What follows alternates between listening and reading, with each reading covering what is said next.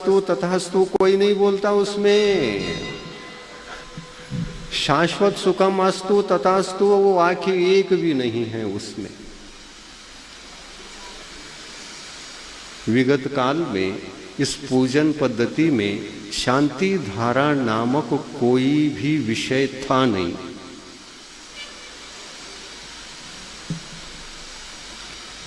महाराज आपने क्या ये नया बता दिया? हम तो जन्म से ही शांति धारा करते चले आ रहे हैं।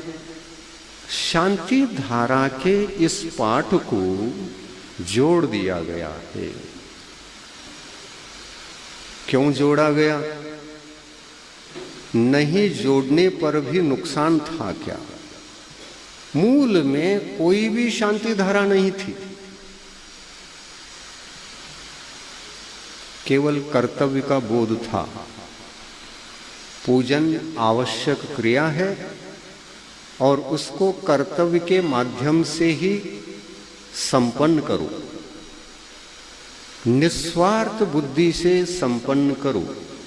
ये आगम के वचन थे। ये आगम के वचन ऐसे क्यों? क्या ये विपरीत हो सकते हैं? भगवान की वाणी ये है कि मेरे पास आते हो तो सावकार बनकर मेरे पास आया करो, भिखारी बनकर मेरे पास आओगे तो बड़ा नुकसान पाओगे। क्यों? क्योंकि भिखारी के मन में कामना निवास करती है कि भावना निवास करती है? भिखारी का लक्षण क्या है? भिखारी कामना से युक्त होता है कि भावना से युक्त होता है? बताओ। और भावना को सुरक्षित रख करके, भावना को संभालते हुए पूजन आदि इन क्रियाओं को किस कारण से संपन्न करे, इस बात को अच्छी तरह से समझकर, हेतु समझकर, कारण समझकर, उसका लाभ हानि समझकर यदि हम करेंगे, भावना से करेंगे, कर्तव्य से करेंगे। और जिनेंद्र भगवान की वाणी तो यही है, प्रतिपल आप भावना के जीवन को जियो, कामना का जीवन जीना आवश्यक नहीं है। और हम कौन सा जीवन जी रहे हैं? कामना का। जरूरी है क्या? चलो जरूरी है तो रखो। कामना का जीवन जीते हुए भगवान के पास भी शांति धारा के माध्यम से यदि हम कामना को जीवित करें, ताजा करें और भगवान से कहे धन ऐश्वर्यम अस्तु, तो भगवान को कहना पड़ेगा तथास्तु। जो जो हम व्यक्त कर रहे हैं अपनी कामना को, उसके लिए भगवान आप तथास्तु तो बोलो। भगवान तथास्तु नहीं बोल रहे हैं। और पूजन करने वाले जो है ना, उसी में से दो वर्ग हो जाता है। एक शांति धारा बोलता है और एक तथास्तु तथास्तु तथास्तु कहता रहता है।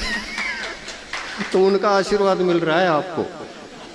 वो भी कामना से भरा हुआ है और शांति धारा को पढ़ने वाला भी कामना से भरा हुआ है। ऐसी पूजन पद्धति हमारी चल रही है। हम गरीब हैं क्या साहूकार हैं? आत्मा से, विचारों से, कर्तव्यों में, निस्वार्थ कर्तव्य करने के क्षेत्र में, कर्तव्य को निभाने में। एक दिन ऐसा भी आप कहोगे शांति धारा में, भगवान आप तो तीर्थंकर हैं, जन जन का कल्याण किया, आपके माध्यम से तो 3 लोक के प्राणी आपके वाणी को सुन करके तर जाते हैं और संसार के सारे दुखों को नाश कर और सुखों को भी किनारा करके वे आत्म सुख को पा जाते हैं। ऐसी दिव्य ध्वनि आपकी खिरती है। तीर्थंकर पद पर प्रतिष्ठित होकर के असंख्य जीवों का आप कल्याण करते हैं। ये पद बहुत अच्छा लगता है भगवान हमारे लिए। मैं तो आपका भक्त हूँ और बहुत अच्छा लगता है, बहुत अच्छा लगता है। हे भगवान, शांति धारा में मैं आपके पद की भावना भाऊं या कामना करूं, इसका भी उत्तर नहीं देते हो।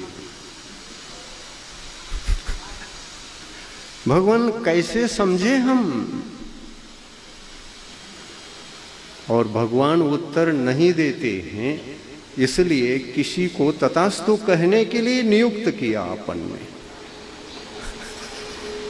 तुम तथास्तु बोलो, हम कामना करते चले जाते हैं।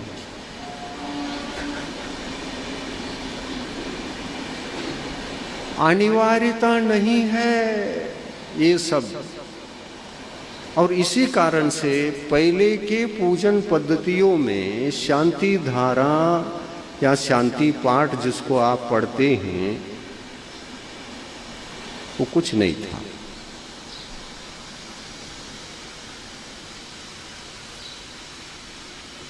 हमारी मन की शांति के लिए, हमारी आकुलता को शांत करने के लिए, भैया तुम तड़पो मत, भगवान के सामने आओ, भगवान से निवेदन करो, तुमको शांति मिलेगी। ऐसे अज्ञान अवस्था में विद्यमान भव्य जीवों को शांति धारा का पाठ रचित हुआ। पर ये पाठ अनिवार्य नहीं है। जिनको आकुलता है, मैं मंदिर जाऊं तो क्यों जाऊं पूछ रहा है वो। मेरे दुख दर्दों से